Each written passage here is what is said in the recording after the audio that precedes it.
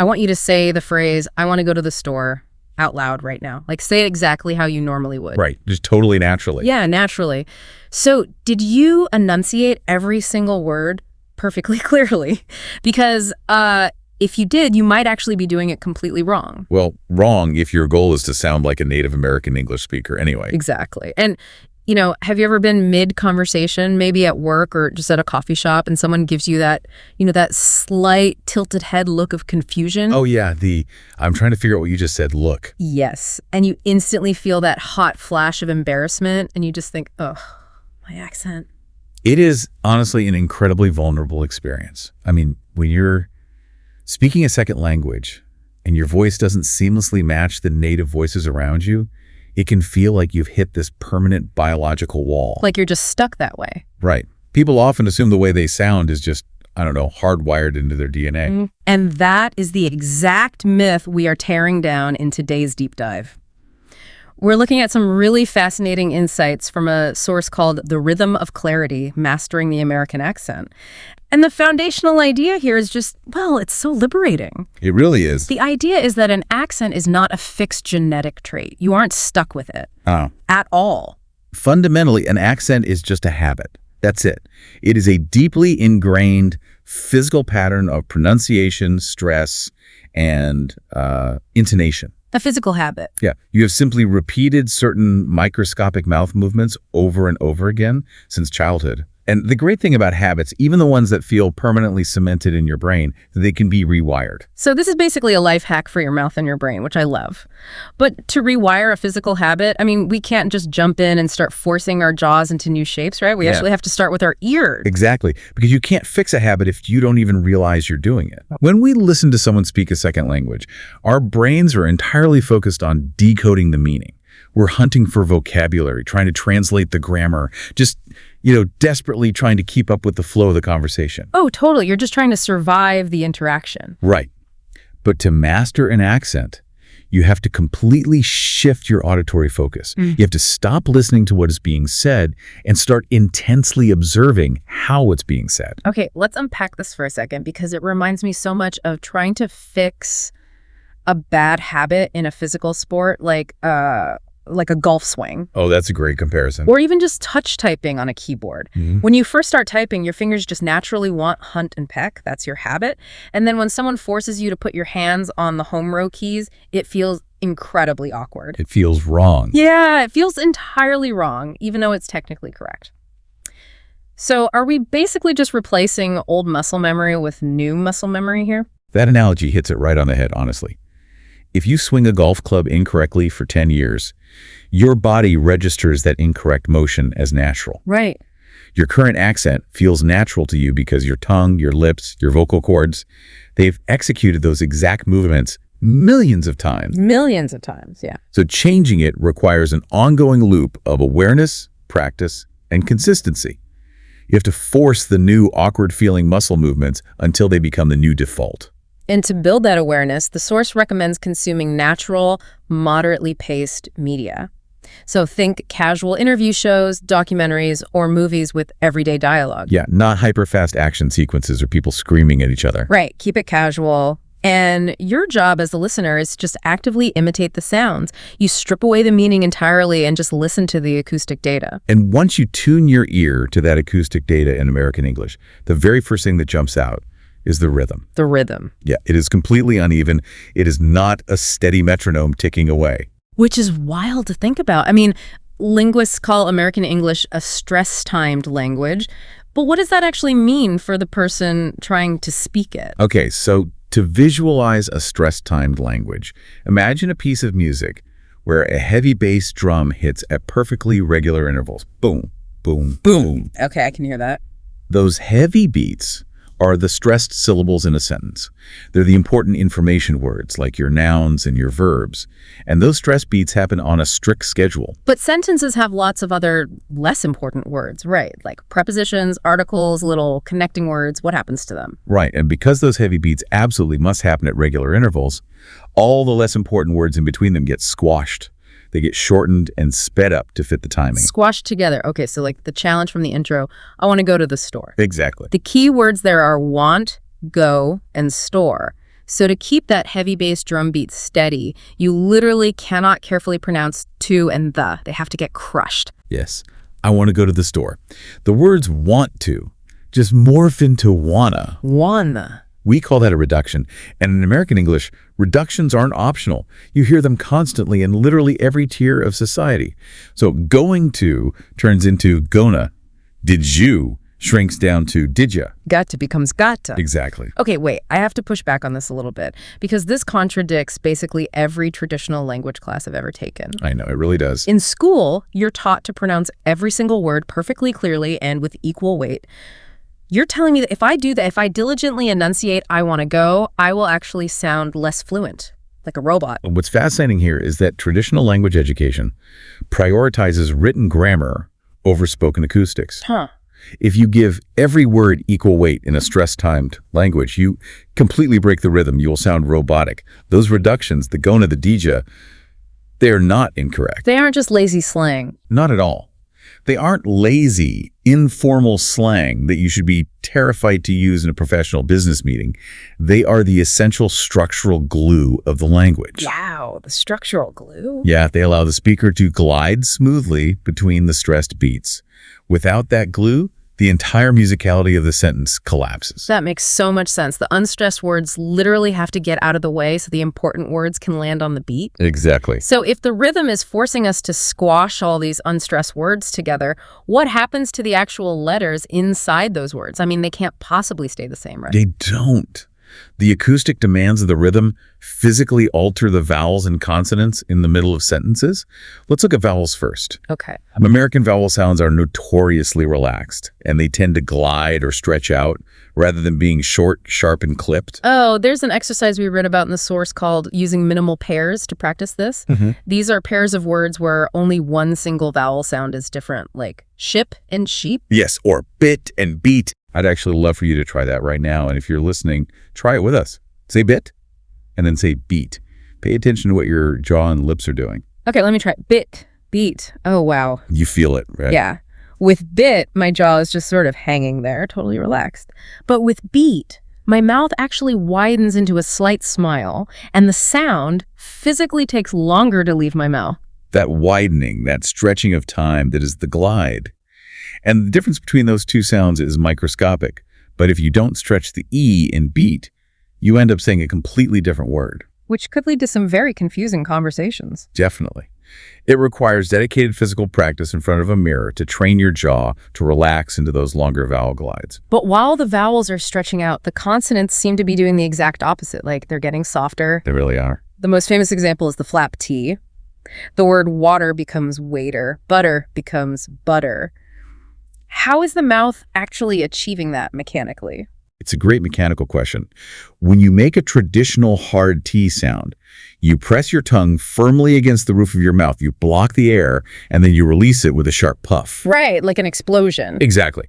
But with a flap T, your tongue is just very briefly, very lightly bouncing off the ridge behind your upper teeth as the air continuously flows by. So it's not stopping the air at all. No, it just bounces. It sounds much closer to a soft D. And sometimes the consonant just vanishes completely, like the word internet becoming internet. Yes, the drop T. Or the way words just bleed into each other through linking, like what are you doing? Smoothly blends into what are you doing? That linking is crucial. The final sound of one word connects directly to the first sound of the next word. It creates a seamless, uninterrupted flow of air. Your mouth is generally resting in a much more relaxed posture to allow for this. Okay, so here's where it gets really interesting to me. Because when you look at all of this together, the drop T in internet, the wadaya, the relaxed jaw on the vowels, it makes me wonder, are Americans just physically lazy with their mouths? Is this just a sloppy way of speaking? It is a very common assumption, especially for learners who have spent years studying strict grammar. But no, it isn't laziness at all. It is pure mechanical efficiency. Mechanical efficiency. Think back to that heavy bass drum beat of the stress-timed rhythm we talked about. If you have to hit those stressed beats at precise, regular intervals, your mouth physically does not have the time or the muscle tension required to sharply enunciate every hard T or fully separate every single word. Oh, because you'd fall behind the beat. Exactly. Softening the consonants and linking the words provides the acoustic fluidity necessary to maintain the rhythm. It's about conserving physical energy to stay on the beat. Wow. Okay, so it is all in service of the rhythm. The rhythm is the engine driving everything else. So if we have the rhythm down and we've softened our consonants, how do we keep from sounding completely monotone? How does emotion map onto this stress-timed beat? That brings us to intonation, which is the melody of speech. Intonation carries the speaker's true intention, and it often communicates much more than the vocabulary itself. The melody. Yeah. American English relies heavily on rising and falling pitches at the ends of phrases. There's a fantastic side-by-side comparison for this in the source. Take the words, "you're coming." If the pitch of your voice falls at the end, "you're coming." It's a statement of fact. But if you raise the pitch at the end, "you're coming," it suddenly becomes a question. And you haven't changed a single word. Not one word, no grammatical structure changed. Yeah. But the entire meaning shifted purely based on the melody. So how do you actually practice this melody? Because, you can't just read it out of a textbook. You can't. You use a highly effective method called shadowing. It's an echo technique. Shadowing, like following someone around. Sort of, but with your voice. You take a short audio clip of a native speaker, and you repeat what they say immediately after them, speaking along like an echo. Okay. You are not trying to understand the sentence.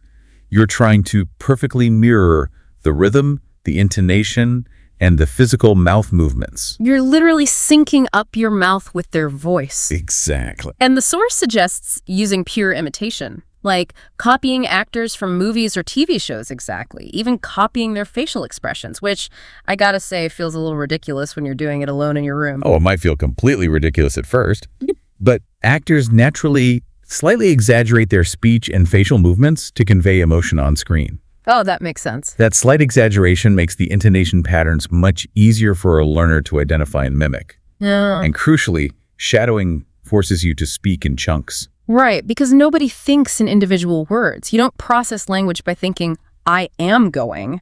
You process it as one fluid chunk, "I'm going." Exactly. Shadowing trains your brain and your mouth to process and produce the language in those exact same phrase chunks. It dramatically boosts your real-time fluency. Okay, but there is a step in the shadowing process that I think a lot of people are going to absolutely dread. The recording. Yes. It demands that you record yourself speaking and then listen back to it. Can we please just skip this part? Honestly, everyone hates hearing their own voice played back to them. It's universally uncomfortable. I know. But if we connect this to the bigger picture, you have to understand why it's uncomfortable and why it is absolutely non-negotiable. Oh. When you speak, the sound reverberates inside your own skull. That bone conduction distorts how you think you sound. You hear a richer, deeper version of your voice than what the rest of the world hears. So my brain is actively lying to me about my own accent. Completely lying. Okay. Without the objective feedback loop of recording yourself and comparing it directly to the native speaker's audio, you have absolutely no accurate data. You're just flying blind. Yes. You cannot identify where your pitch is rising when it should be falling, or where your rhythm is too rigid. It is psychologically uncomfortable to confront that gap between perception and reality, but you cannot fix a physical habit if you don't know what it actually sounds like in the real world. That makes total sense. As painful as it might be to press play on that voice memo the first few times. It gets easier, I promise. So you're doing your shadowing, you're recording yourself, you're practicing your minimal pairs in the mirror. How much of our lives does this need to consume? Because sitting down for a 3-hour pronunciation study session on a Sunday sounds miserable. It's not just miserable, it's actually the wrong approach neurologically. Oh, really? Yeah, overriding a muscular and neurological habit requires consistency, not marathon duration. Practicing for just 10 to 15 minutes every single day is exponentially more effective than one massive weekly session. 10 to 15 minutes. Okay, that's doable. It has to become a daily hygiene habit, just like brushing your teeth. And you have to pick a lane, too. If you're doing this, you need to be very strict about sticking to one model of English. Yes, absolutely. Like if your goal is an American accent, you only listen to and shadow American speakers. If you start throwing in British news broadcasts or Australian shows, you're sabotaging yourself. You're sending conflicting anatomical instructions to your muscles. An American flap T and a crisp British T require entirely different tongue placements. Right. Pick your model and then build an immersion bubble. Change your phone's operating language to English. Watch English media. Listen to English music. Even talk to yourself out loud in the car. Maximize your daily exposure so your brain starts recognizing and categorizing those sound patterns automatically. And through all of this, you have to give yourself some grace. Making mistakes is completely normal. In fact, native speakers genuinely appreciate the effort. They really do. Hesitation is the enemy of natural speech. Yeah. So you just have to speak boldly and push through the awkwardness. But, so what does this all actually mean? When you do all this hard work, 15 minutes a day, dropping your T's, squashing your words, what is the actual finish line here? Are you trying to walk into a diner and completely trick the waiter into thinking you were born and raised in Ohio? That is such an important question. Oh. And it is arguably the most vital, liberating takeaway from all of this source material. Okay. The idea of achieving a perfect or flawless accent is a complete myth. It simply doesn't exist. There are thousands of regional accents within America alone. And more importantly, tricking people is completely unnecessary. Honestly, that is a huge relief to hear. It really should be. The true ultimate goal of all this mechanical practice is simply clarity and confidence. Your unique accent, the phonetic traces of your mother tongue, that is a beautiful, deeply personal part of your identity. So we aren't trying to erase that. Never. The goal is never to erase your history. The goal of mastering the stress-timed rhythm and the reductions is simply to smooth out the acoustic friction. You're just removing the roadblocks. Precisely. You want to make it as effortless as possible for the listener's brain to process your words, so that your ideas can be heard clearly, instantly, and without that tilted head look of confusion we talked about. Right. No more tilted heads. When you know you are speaking clearly, your confidence skyrockets and your speech naturally becomes even more fluid. That is such an empowering way to frame it. We aren't erasing who we are, we're just upgrading our communication toolkit. Let's do a quick recap of the journey we've been on today. Sounds good. To master the American accent, you have to fundamentally shift your brain from listening for meaning to actively listening for the physical mechanics. You have to ride that stress-timed rhythm where the important words hit the heavy beat and everything else gets reduced into wanna and gonna. You soften those consonants with the flap T, you link your words together so what are you becomes what I, and you practice the emotional melody of the language through shadowing. Right. You record yourself even though you hate it, and you do it for 15 minutes a day with absolute, unapologetic confidence. It is a profound process of physical awareness, repetitive practice, and patience. It really is. Mm-hmm. But before we wrap up today, I want to leave you with a final thought to mull over. We've spent this entire deep dive talking about how accents are just deeply ingrained habits, born from mimicking the voices and the rhythms of the people we grew up around. Yeah. So if that's true, what does the accent you currently have reveal about the specific rhythm of the culture you grew up in? Are our voices really just walking, talking, acoustic reflections of the natural tempo of our hometowns? Think about that the next time you hear yourself speak. Thank you so much for joining us on this deep dive. Now go out there, open your ears, and start actively listening to the incredible music of the conversations happening all around you.